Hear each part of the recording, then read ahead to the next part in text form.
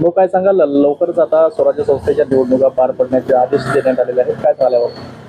खरं बरं तर लवकर म्हणता नाही येणार, 3 वर्ष झाली आणि आता पुन्हा 4 महिने म्हणजे जवळजवळ 3.5 वर्ष या निवडणुका होतात आहे. या काळामध्ये अमरावती जवळजवळ 10 वर्ष मागे गेला आहे. अंतर्गत रस्ते, नाल्या, साफसफाई, बगीचे, त्या भागातली होणारी इतर व्यवस्था ही सगळी कोलमडल्या गेलेली आहे. आणि म्हणून सामान्य जनतेला या 3.5 वर्षात जे भोगावं लागलं ते आजपर्यंत कधी भोगायचं काम पडलं नाही. साधा मृत्यूचा दाखला, जन्माचा दाखला आणायला 2-2 महिने वेट करावं लागलं. त्यांना कुठल्याही प्रकारचा आधार त्या ठिकाणी मिळत नव्हता.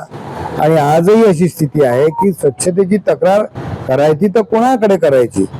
आणि एका अर्थाने स्थानिक स्वराज्य संस्थेमध्ये लोकशाही संपुष्टात आली होती आणि चंद मुठ्ठीभर ठेकेदारांच्या हाती अमरावती महानगरपालिकेचं प्रशासन गेलं होतं आणि निकृष्ट प्रकारचं काम आणि तिजोरीवर लक्ष ठेवून काम करणं सुरू होतं.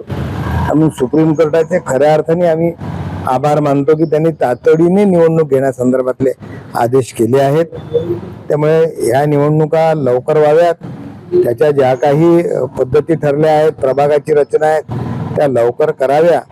यामुळे सामान्य जनतेला मोठा दिलासा मिळणार आहे.